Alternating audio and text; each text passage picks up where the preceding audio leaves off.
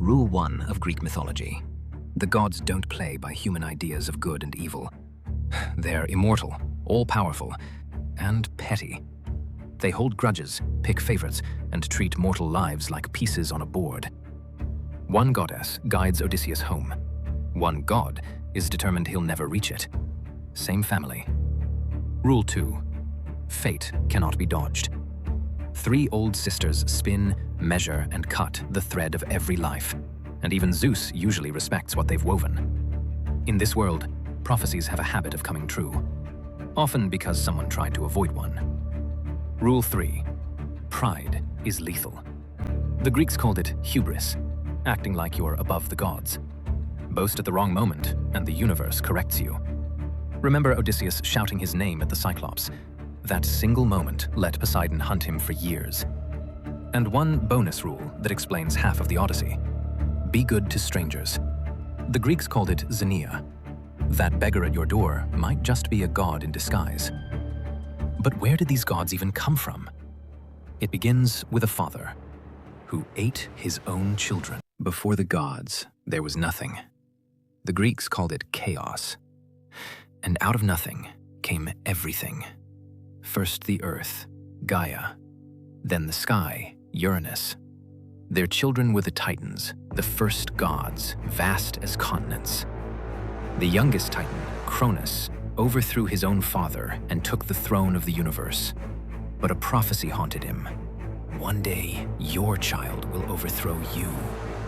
His solution? Every time his wife bore a child, he swallowed it whole. 5 babies gone into the dark. The 6th time, his wife Rhea hid the newborn in a cave and handed Cronus a stone wrapped in a blanket. He didn't notice. That hidden baby was Zeus. He grew up, returned in disguise, and forced his father to vomit up 5 fully grown, furious gods. Then came 10 years of war that split mountains, gods against titans. The gods won. The titans were chained in the deepest pit of the underworld. And 3 brothers drew lots for the universe. Zeus took the sky, Poseidon the sea, Hades the dead. Their new home? A palace above the clouds. The universe is run by one very dysfunctional family. Zeus, king of the gods, lord of the sky and thunder, rules on justice. Terrible husband. Hera, his queen, goddess of marriage, ironically, punishes his affairs, never forgets. Poseidon, his brother, the sea, storms, earthquakes. Keep him happy if you own a boat. Odysseus didn't. Athena, born in armor, straight out of Zeus's split-open skull. Wisdom and war strategy. Odysseus is her favorite mortal. Apollo, sun, music, prophecy. Artemis, his twin, the moon and the hunt. Ares, war at its ugliest. Even his father can't stand him. Aphrodite, love and desire, older than Olympus and more dangerous than Ares. Hephaestus, the lame smith who forges the gods' weapons in a volcano. Hermes, winged sandals, silver tongue, messenger, trickster, guide of souls. Demeter grows every harvest. Dionysus brings the wine. And one brother is missing. Hades rules the dead below. He rarely visits. For the film, remember 3. Athena, the ally. Poseidon, the enemy. Zeus, the judge. Gods you can bargain with, but there's something in this universe you can't. In Greek mythology, you can't outrun a prophecy. Trying to outrun it is usually how it comes true. Above the gods, above Zeus himself, sit 3 ancient sisters, the Fates. One spins the thread of your life. One measures its length. One holds the scissors. Nobody appeals the scissors. Remember Cronus?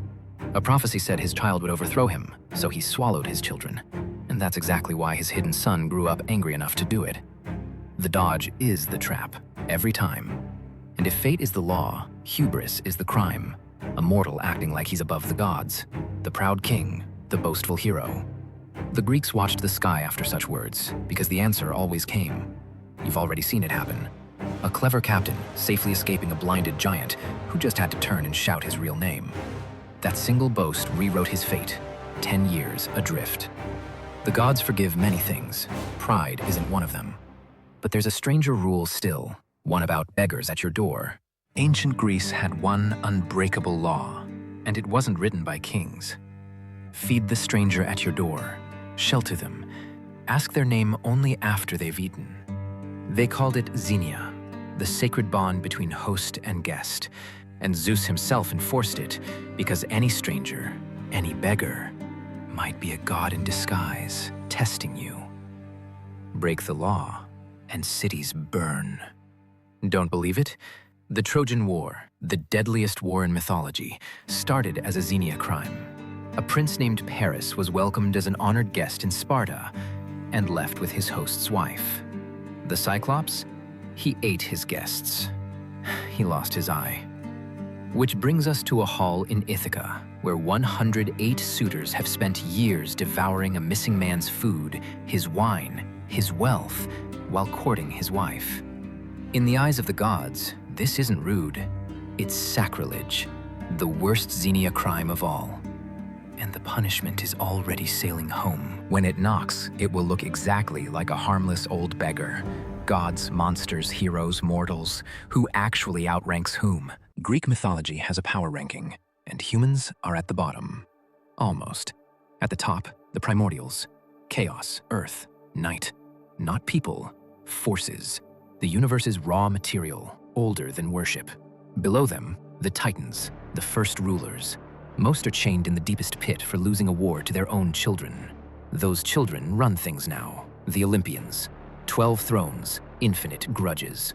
Then come the heroes, mortals with one divine parent. Achilles, Heracles, stronger, faster, doomed to burn bright and die young. Then the monsters. Here's the secret. Greek monsters aren't wild animals. Most are somebody's family. The Cyclops is Poseidon's son. Kill a monster, and somewhere on Olympus, you've made an enemy. And at the very bottom, ordinary mortals. No powers, no divine blood. One short thread. Yet the hero of our story is exactly that, an ordinary mortal. No god for a father, no magic armor, just cunning. And with it, he outthinks giants, witches, and gods. That's why Athena loves him. But between goddess and mortal, there's something in between. Beautiful, immortal, and nearly always trouble. Not quite goddesses, far more than human, and nearly always trouble. The Greek world was alive. Every spring, every oak, every wave had a spirit, a nymph. Minor divinities, beautiful, ageless, woven into the nature they inhabit.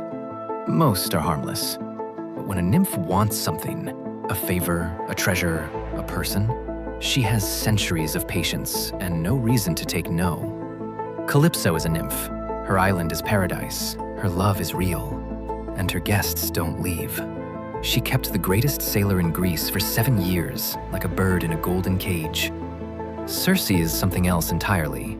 A witch, and not a crone in a hut. A goddess-born sorceress, daughter of the sun himself, with tame lions at her feet and potions that rewrite what you are. Cross her doorstep rude or greedy, leave on 4 legs.